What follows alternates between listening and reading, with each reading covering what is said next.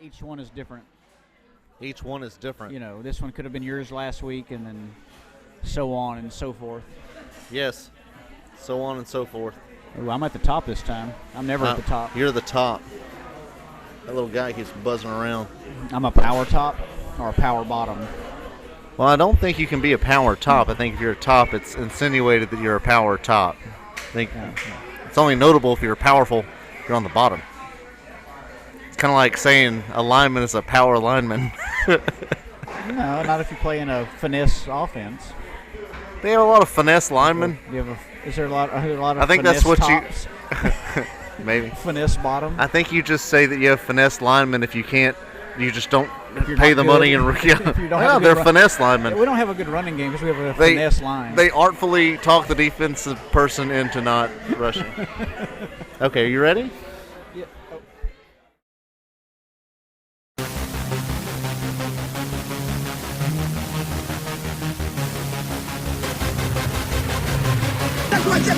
Jackpot, baby!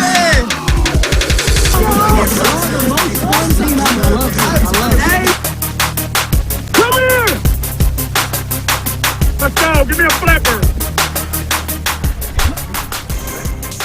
Yes. All right. We're here at Brick Oven Pizza in Lumberton with Matt Wilson and family. They're not really guests. They are here though. Yeah, they're just here coincidentally, but they're doing a good job. Hey, Matt. Hey, Mandy. Look Hey, at them. Kason. Look at them sucking down those beers. Yeah, sucking Like down two those beers. Kansas like City. two- You're Sorry. gonna have to bleep that out. I'll probably bleep that out. Okay. Anyway, We're here. so there's been 2 weeks that have happened in the season.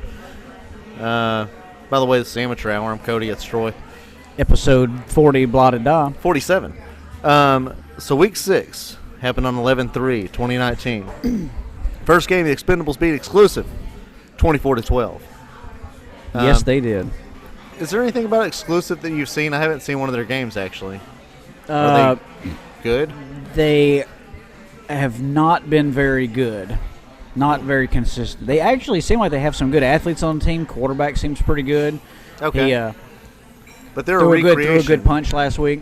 They're but- a recreation of the team New Balance, right? Yeah, Okay. something like that. Yeah, but they're not good this year. Okay. The second game on week 6 was Showstoppers beat the Squad 42-18. No surprise there. And then the third game, the 12 p.m. game, is a really good game. 409 boys lost to the Storm 40-35. That was pretty good. Yeah, that kept the Storm in first place at that time. Do you they were remember that undefeated game? at that time. The game came down to the end. It was really Did it? good. I really don't remember, but I know the Storm held them off. That's all I do remember. Yeah, it was a good game. It came down to the very end of the game. We're giving a lot of good information here. Yeah, a lot of specific information. Clydesdales beat the Spartans 49-18, and then the Jack Boys beat the Herd 32-8 in a game that was more of a blowout than that score. What are you talking about? We beat them in the second half. Yep. Anyway, 3 p.m. game saw the Express beat SETX Elite 32-6. So no real big surprises. Yeah. Week 6. So I'll let you handle week 7. Week 7 was a good week. First game of the day. This was last Sunday on 11/10. The Express beat the Squad 41-14.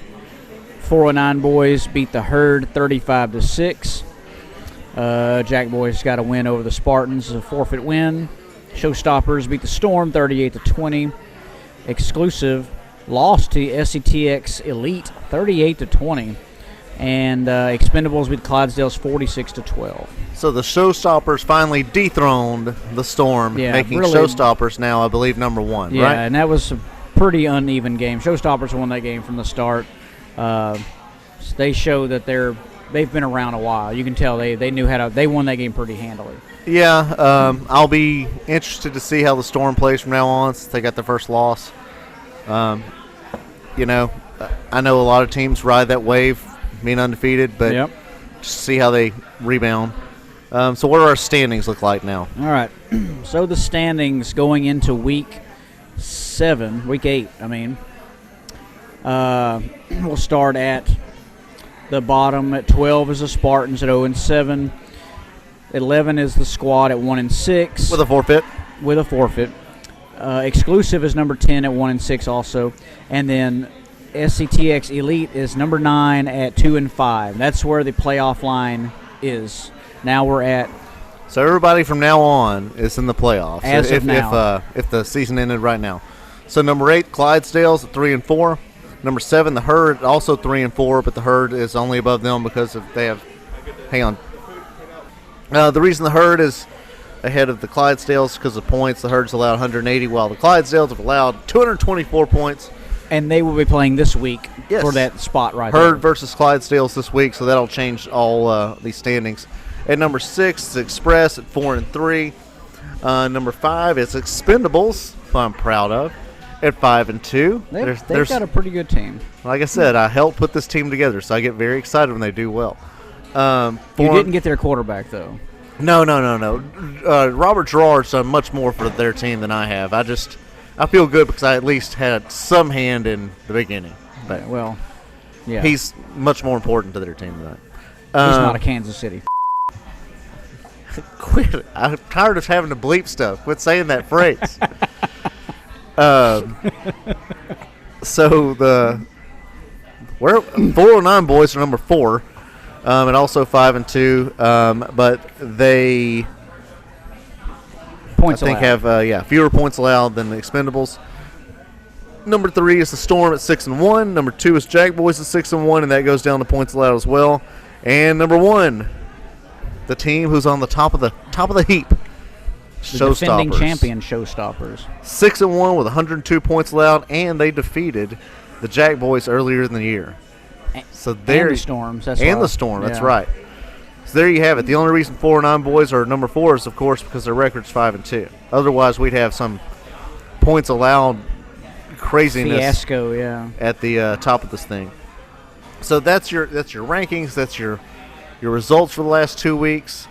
In this first segment, Troy and I are also going to tell you about a very special portion of SETX FFL that some of you may or may not know, and that is the Hall of Fame. We've been doing the Hall of Fame now for 3 years? This is the third class of the SETX FFL Hall of Fame, class of 2019. So we're going to give our Hall of Famers their little due here.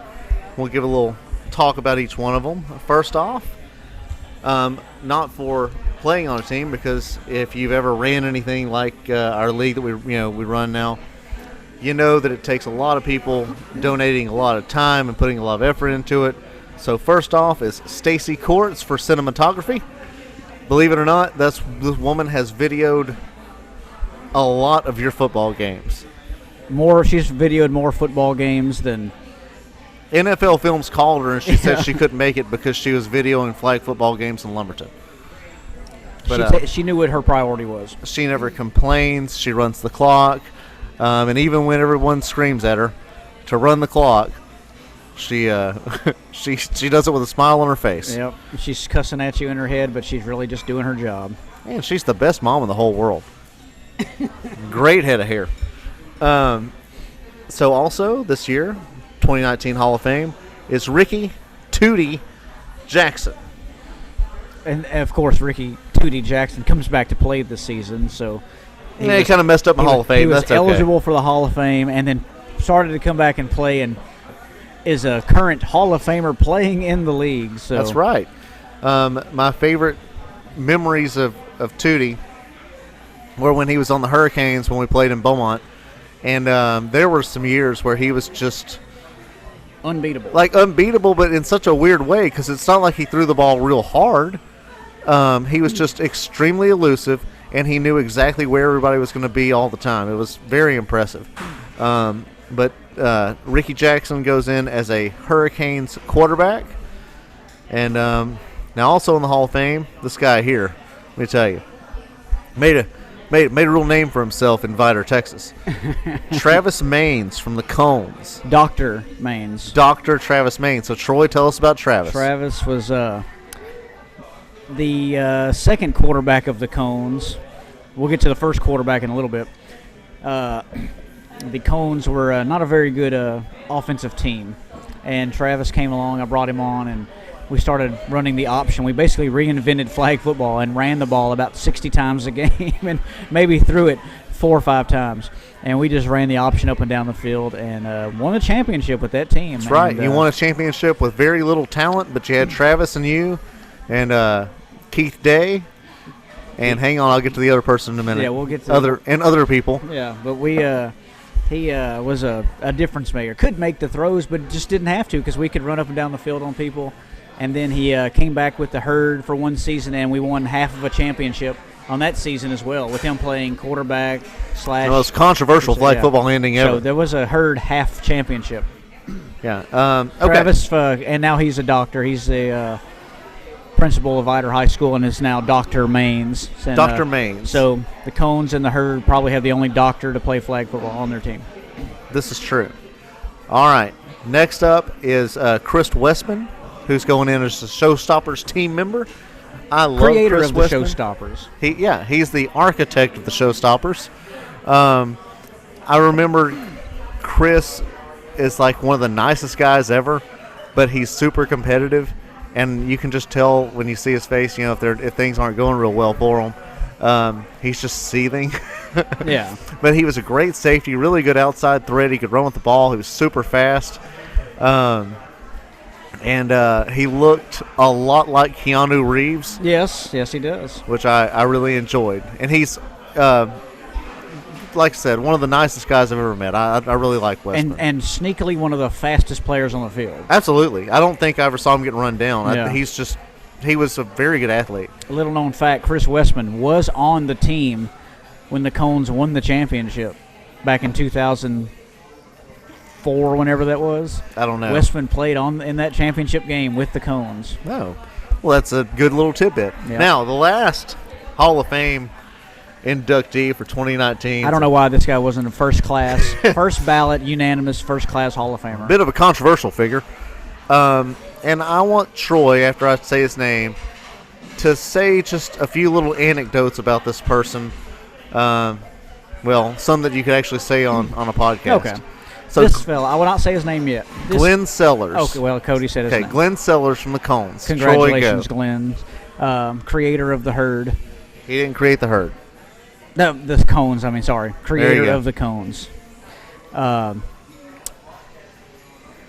Was a lot of cold games out there. Now, this first story, Cody loves this one. There's a lot of cold games that we played in. And he would show up on these Sunday mornings, and this statement has never left my brain. He says, "There's nothing better on a cold morning than a warm beer." That's Glenn Sellers. Glenn Sellers looked like Aaron Rodgers if Aaron Rodgers made different decisions. And like he was one of the most abrasive human beings I'd ever played football against. And I'm sure his teammates loved him. If you weren't on his team, you hated him. If you were on his team, he was the funniest guy in the world. Right. He's like that your buddy who you're like, you go to the bar with, and while everybody else in the bar wants to fight him, you're like, well, I'm glad that guy's my friend. He brought me in to play flag football. I didn't know anything about adult flag football until I think I was 16, and he said, I was in high school, and he said, hey, come on, because he's over at the house hanging out with family. He goes, you want to play some ball? Yeah, come on. And I've been playing since I was 16. So almost by pure personality, Glenn Sellers makes the list, right? Almost. Well, created a championship team. He played corner pretty well. He was actually a good flag puller, really good flag puller. A terrible quarterback. Yes, but he could play defense really well. Yeah, and was a leader on our team. Absolutely, was a leader. So that will segue us into the next segment. If you'll stick around through the arbitrary break, we're going to talk about players in football who have a little bit different personalities, and how some of them make it and some don't. I think we'll move on to the next thing. Are you ready? Let's do it. All right.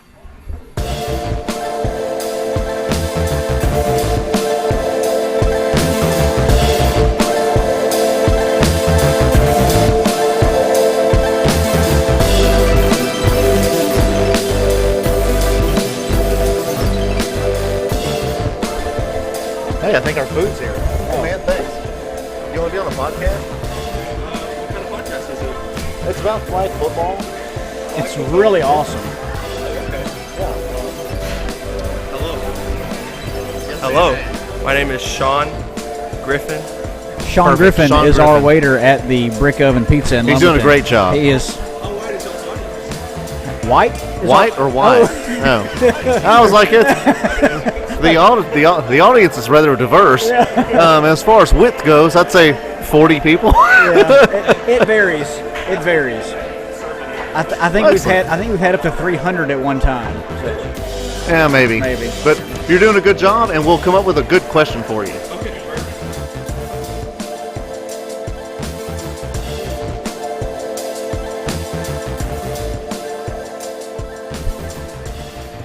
All right. Welcome back from the break. Welcome back. Good job. So, right now we're sitting at Brick Oven Pizza, and a football game's on. There is also some kind of basketball game too, but I'm not interested in who that. cares about that? Quarterback for one of the teams is named Mason Rudolph. Don't know anything about him. Don't really care about him. Oklahoma State. But the quarterback for the other team is a guy named Baker Mayfield. Yes, he is. The question I had posed to Troy earlier is, would Baker Mayfield have gotten drafted number 1 overall if he had just been a quiet guy who had all the exact same everything else?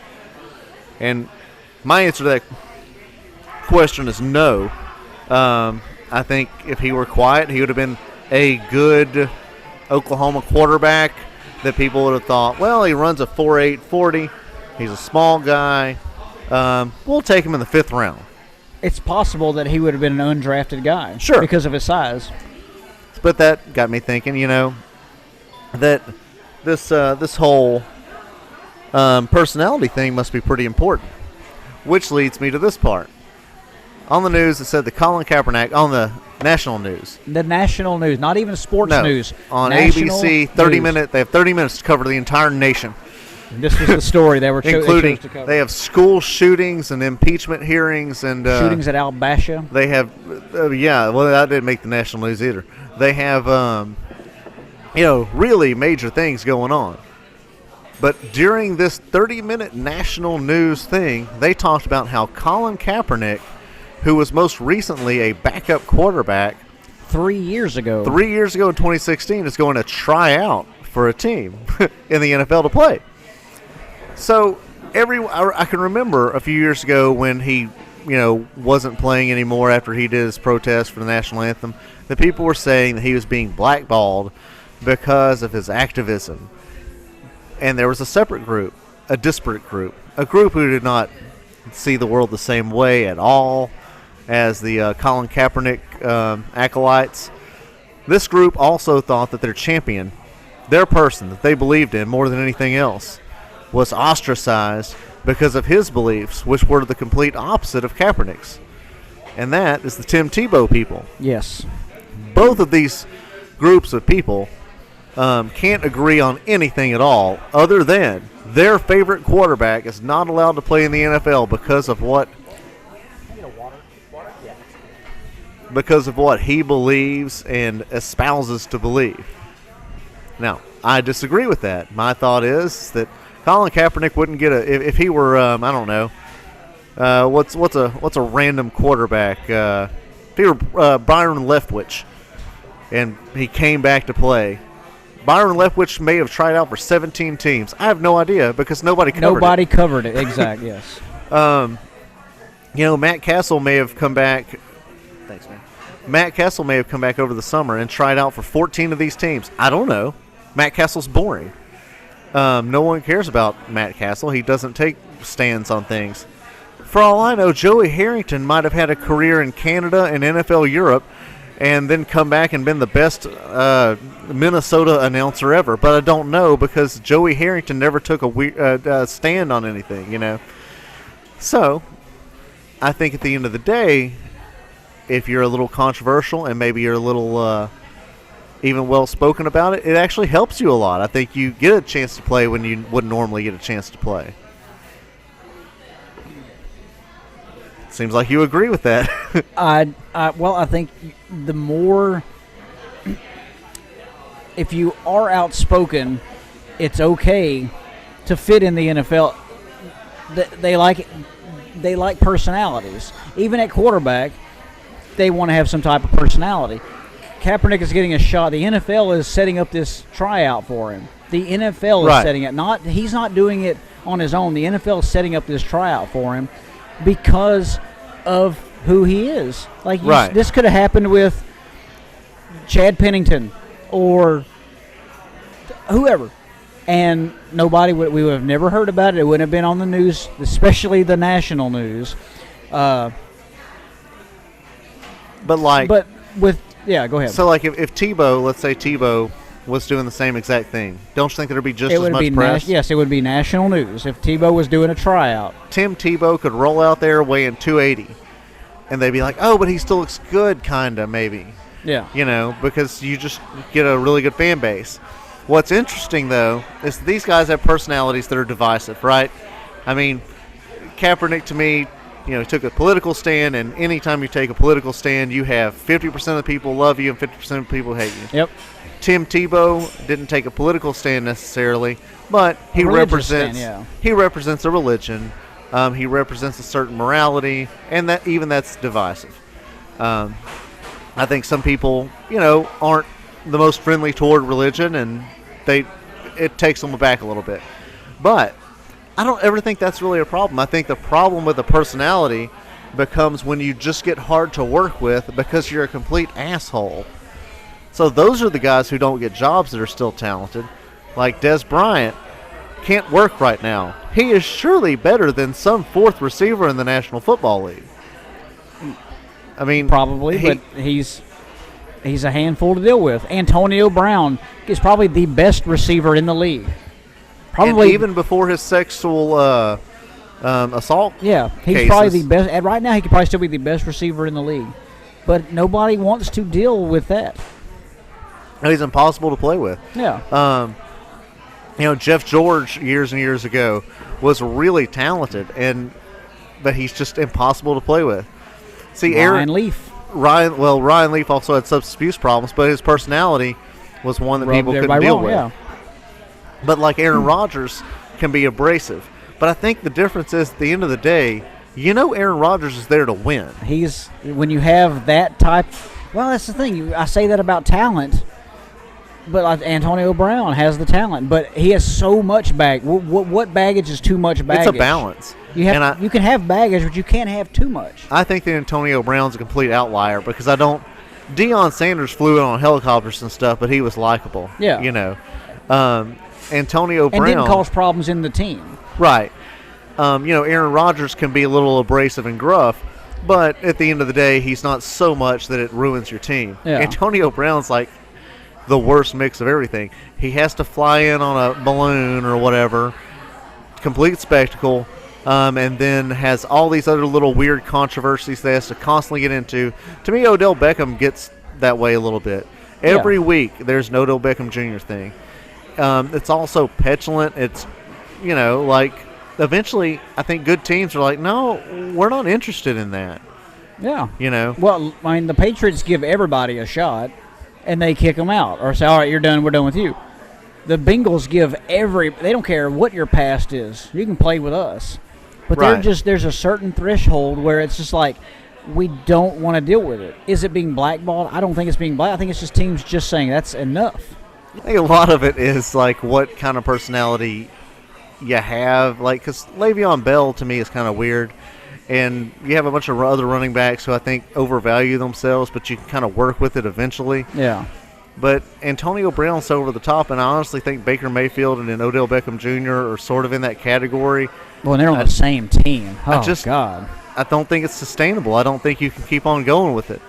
If you've dated that girl, or ladies who are listening, dated that guy who is really fun, like for about a month, and you're like, okay, he'll probably calm down, and he just only gets worse.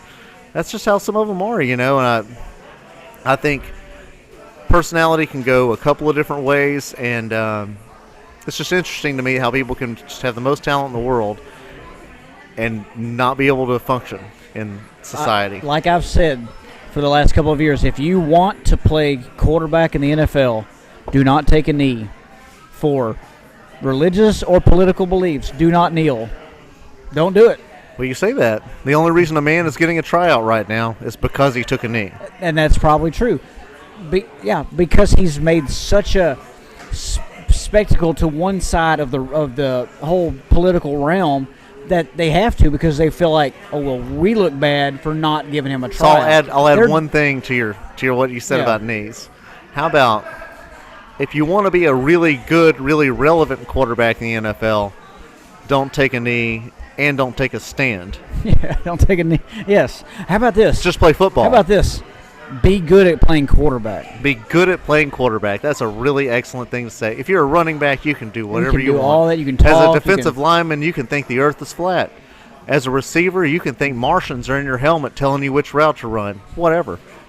The quarterback has to be a good quarterback. Don't you take a knee and don't you take a stand. You go be a good quarterback. You go be a good quarterback.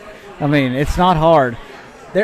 You've made this point before. There are 32 quarterback positions, but there are only about 15 good quarterbacks. There are only 15 people on planet Earth that can play NFL quarterback. Yeah. So, look, kid, you can't be doing that and also have your shade tree revolution going on. You're going to pick a lane. Yeah, the guys that are really good at quarterback, what do you know them for? Playing quarterback. You don't know them for anything else. You got to be really boring to be a good quarterback. Yeah. And unfortunately, Baker Mayfield ain't boring. And he's known for more than playing quarterback. You know who's boring? Russell Wilson is boring. And he's pretty good at playing quarterback. Really good at it. Tom Brady is probably a pretty boring guy. Drew Brees seems pretty boring. And they're really good at quarterback. Even Aaron Rodgers, as much of a dick he is, he seems pretty boring. He's just gruff.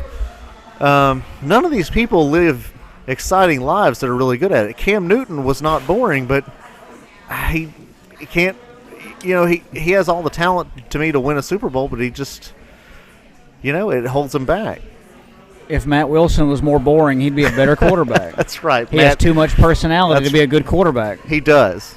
I mean, look at him over there now. Let's give him the final word on this. He's over there texting some girl now. Matt, can you close out the show? Okay, come over here. He's totally missed the last 10 seconds that we talked about him. He needs to eat. He's got to eat. Okay. Trust me. He's got. He's gonna say something. The most important thing that he has to do is eat. All right. Well, that's all I have. What's that? That's all I have. I can't do anything else. Yeah, I think I'm done with this segment too. Our producer over here said, "Wait." Well, I'll give him. You know what? He has half of a pizza left. After you eat, after you get ready, I'll give you a Matt Minute, and we'll do the Matt Minute at the end. Okay? Okay. All right. So be prepared for the Matt Minute. Do you want to say good luck? Good luck.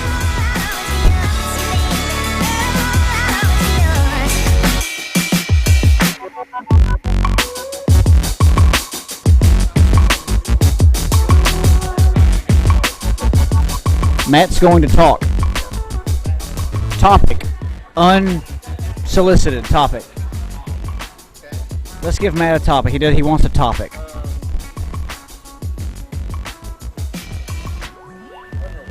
Underwear. Can you speak for a minute on underwear? How about, you know what? I'm already scared of this. No, let's not do that. I want him to say something else. Okay, he just touched me. Okay. Words from Matt for 1 minute.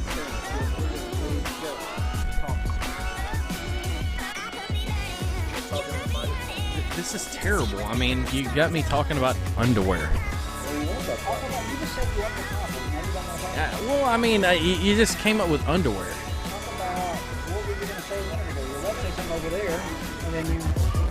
This is a terrible subject. How about flags? Like flags through the ages. Like the best country's flag. Kansas City flag. What do you think of the city of Chicago's flag? NFL teams. Penalties. This is terrible. I don't like that. Tell me what you think of Yorkshire Terriers. Danny Trejo. Danny Trejo. It's not Trejo. It's Trejo. I need my beer, though. Yep. All right, you got 5 more seconds. 3. Well, that was the Matt minute. This is how our offense runs, just like that. Like runs in his underwear. That's the Matt minute, unless you say something else.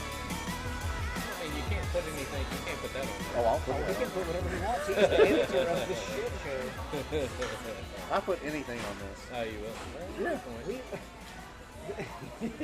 The confusion is what makes it fun. Anything else? No, that's it. All right, that was a good segment.